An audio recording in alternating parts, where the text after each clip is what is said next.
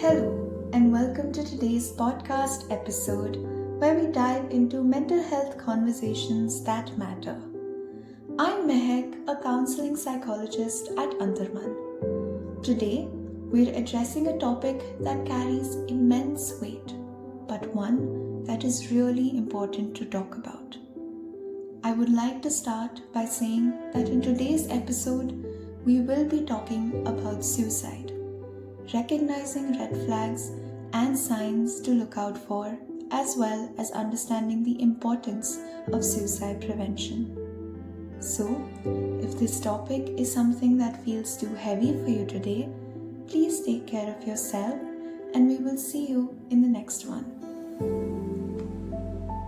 Suicide is a difficult subject to talk about, but it is a conversation that could save lives. According to the World Health Organization, around 7 lakh people die by suicide every year. That is one loss every 40 seconds. Behind these numbers are individuals, families, and communities that are forever changed. So, today we're going to explore how we can recognize the warning signs and, importantly, what can we do to prevent it? Recognizing the red flags early on can make all the difference. Let's break down some of the key warning signs. Warning signs could come in the form of verbal clues.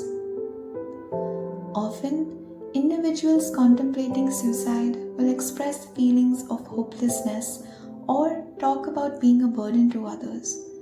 They may make statements like, "I wish I wasn't here. Everyone would be better off without me." Or, "I'm a burden on my family." While these comments may seem subtle, they should always be taken seriously. There could also be behavioral changes. A noticeable shift in behavior is another crucial red flag. This could include withdrawing from loved ones, losing interest in activities they once enjoyed, or displaying risky behaviors like reckless driving or substance abuse. Another critical sign is if they begin to give away their possessions or suddenly put their affairs in order. Rapid mood shifts are also something that should be noted. Whether it is increased agitation, aggression, or suddenly seeming calm after a long period of sadness, it can indicate that one is facing emotional distress. These shifts, especially when combined with other red flags, require immediate attention. There could also be certain physical symptoms. People may also experience changes in sleeping, like sleeping too much or too little, appetite changes, fatigue, or complaints of physical pain with no apparent cause. These can often be overlooked, but they are important indicators of mental distress. If you recognize any of these signs in someone you know, it is crucial that we don't wait or delay action. Here are some immediate steps we can take to support someone in crisis. Begin by starting a gentle conversation. Approach them with compassion and utmost care. You don't need to have the perfect words. Simply asking, "Are you okay?" or "I've noticed you've been going through a tough time. Do you want to talk? I'm always here for you," can open the door for them to share. Give them space. Try not to push words out of them. Just be there to support. It is important that we listen without judgment. One of the most important things you can do is listen. Don't try to fix the problem immediately or offer words like, "It'll get better. Look at the brighter side." Instead, be a safe space where they feel heard. it is essential to build the perspective that nobody chooses to have a mental health concern. If they could choose, they would choose to not go through with it. Hence, be there for them. Show gentle care and show them that their emotions are valid. Try and encourage them to seek professional help.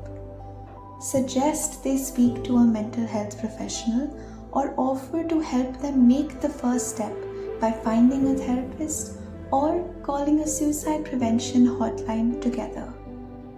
Remind them that they don't have to go through this alone. Another crucial step is to remove immediate dangers from their environment. If the person has made specific plans or has access to means of harming themselves, removing those means can buy them time to seek help. This could include safely storing medications, removing firearms, or addressing any immediate threats to their safety. And last but not the least, stay connected. Follow up with them.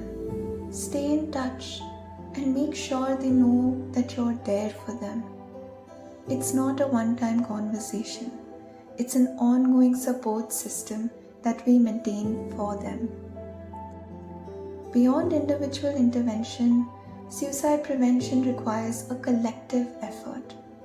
Schools, workplace, and communities must foster environments where mental health conversations are normalized and support systems are readily available and easily accessible. Community-based programs and support groups can be powerful tools. They help in providing education, building resilience, and offering a network of care. Remember, the more people are educated on mental health and aware of the red flags, the stronger our safety nets become. Before we wrap up, I want to share some important resources that you or someone you know might need. If you're struggling or are worried about someone else, feel free to reach out to the Antarmanh helpline. Our counselors provide multilingual sessions, and this helpline is available for you 24/7. It's okay to not be okay, and it is more than okay to reach out for help, whether for yourself or for someone you care about. There is no shame in admitting you need support. In fact, it is one of the bravest things you can do. Thank you for tuning in to this episode. Suicide prevention starts with awareness, conversation, and most importantly, compassion. Remember that you are not alone. We are here to help you navigate this rough patch. Let us all continue to break the stigma around mental health, one conversation at a time. Until next time, take care and be kind to yourself as well as others.